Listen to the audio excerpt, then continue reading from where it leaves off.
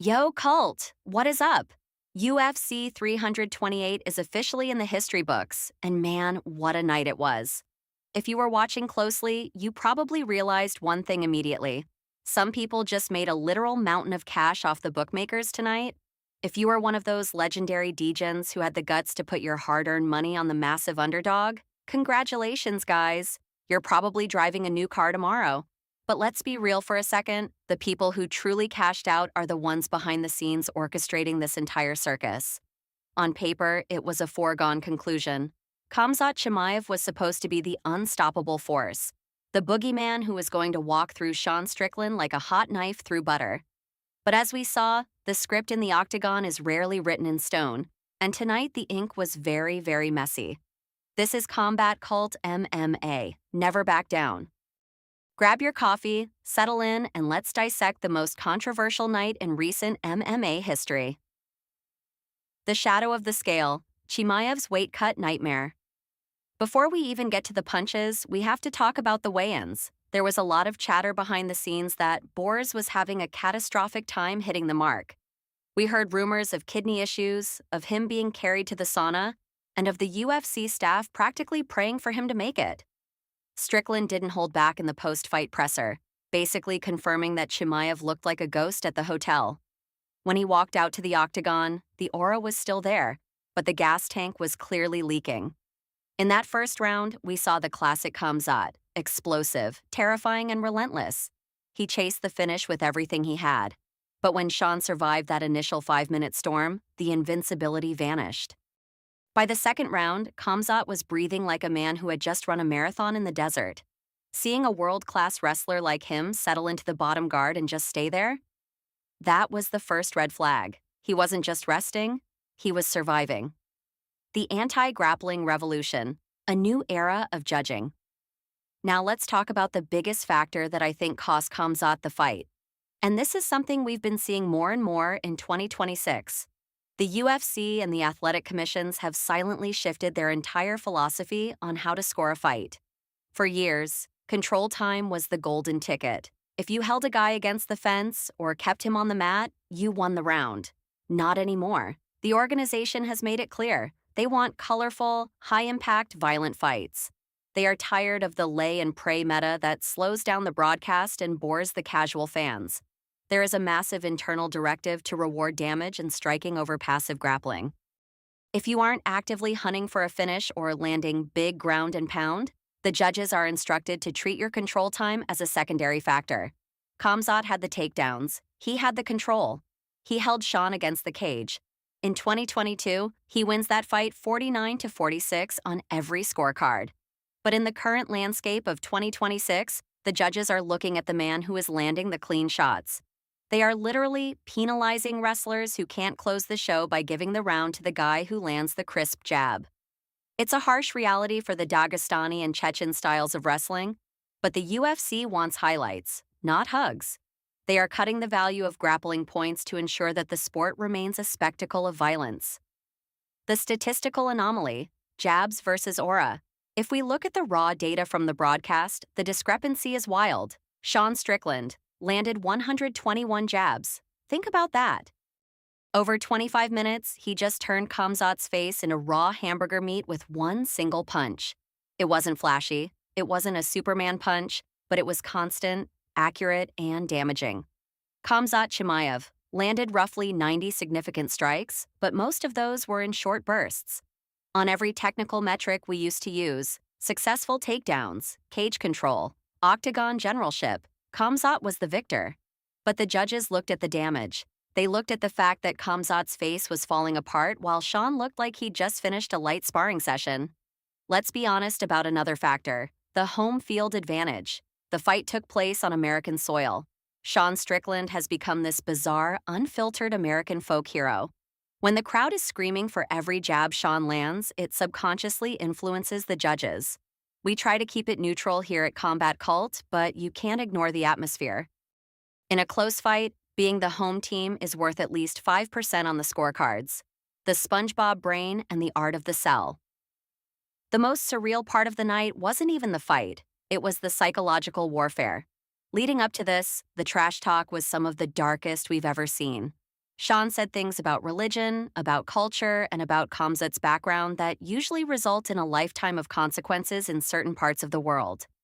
Everyone thought this was a blood feud that would end in a funeral.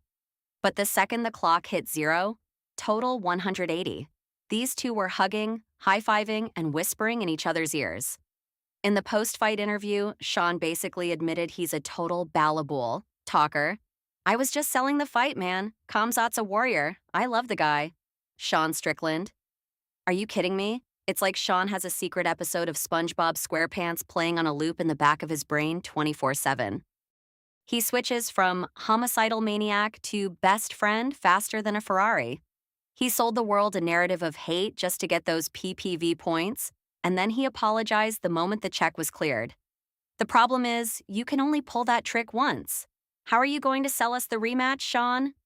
I really mean it this time? I don't think so. The cult sees through the act now. You're a brilliant fighter and a world-class troll, but the best friends act at the end kind of killed the vibe for a lot of people who wanted to see real grudge match energy. The aftermath. Where does Boris go from here? This is a massive turning point for Khamzat Chimaev. He just lost the 0 on his record. That aura of invincibility is gone. But let's look at the silver lining. He's still one of the highest-paid athletes in the sport. He probably walked away from this loss with enough money to buy a fleet of Maybachs. However, the weight cut is the giant pink elephant in the room. He cannot stay in this division if he's going to gas out after one round of wrestling. His body is too big, his muscles require too much oxygen, and the tax of cutting those last few pounds is clearly ruining his chin and his cardio.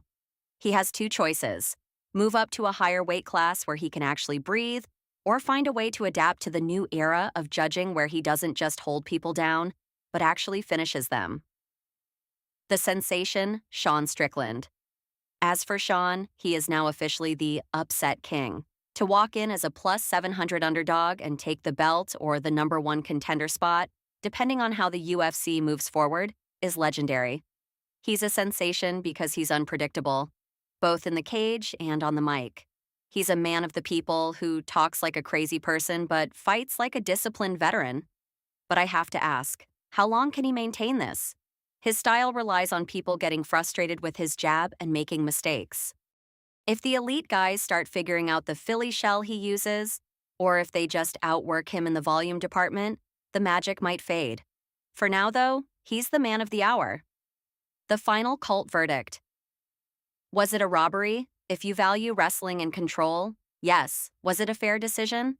If you value damage and the new UFC judging directives, yes. The sport is changing right before our eyes. The anti-wrestling bias is real, and the organization is doing everything it can to make sure that the next generation of champions are strikers who bring the fireworks. If you're a wrestler, you better start working on your knockouts, or the judges are going to leave you behind. What do you guys think? Did the bookies get lucky, or did Sean truly earn that W? Was the weight cut the only reason Khamzat looked human, or has the Boars hype train finally hit the end of the tracks? Drop your thoughts in the comments below. I want to see the debate. Make sure you smash that like button, hit the bell for notifications, and subscribe if you haven't already. We're building something huge here, and we need every member of the cult active.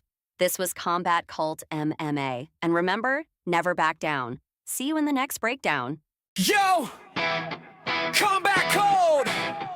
MMA is back in the building! Forget the delivery! Grab your burritos and some extra hot wings! We're talking blood, sweat, and some real legendary championship shit! Let's go! Saturday night and the lights are glowing. Dana's in the back and the money is flowing. The ball boss promised the White House show, but all we got is heavyweights moving real slow. I'm on the couch watching the main card. Why is making weight so freaking hard? Adesanya's out here looking like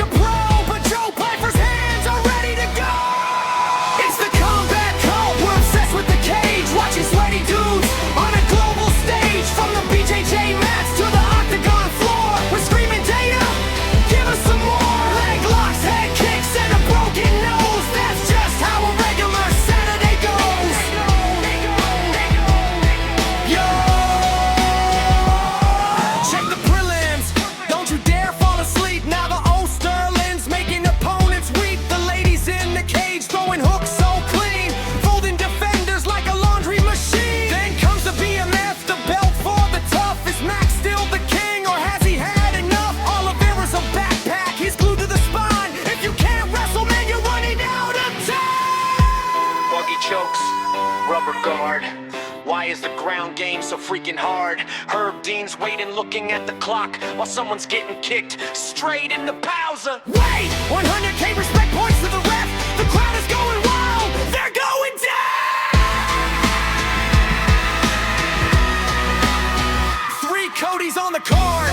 Is this a glitch? One's got fast hands, the other's in a ditch. Is Izzy still a lion or a pampered house cat? He's getting taken down, laying flat on the mat. Get your tissues ready, wipe away the tears. The anime kid is facing all his fears. 1-5 in his last 6, that's a tough pill. But the combat call is hungry for the thrill. It's the combat call, we're obsessed with the cage. Watching sweaty dudes on a global stage. From the BJJ mats to the octagon floor, we're screaming Dana, give us some more. Leg locks, head kicks, and a broken nose. That's just how a regular Saturday goes.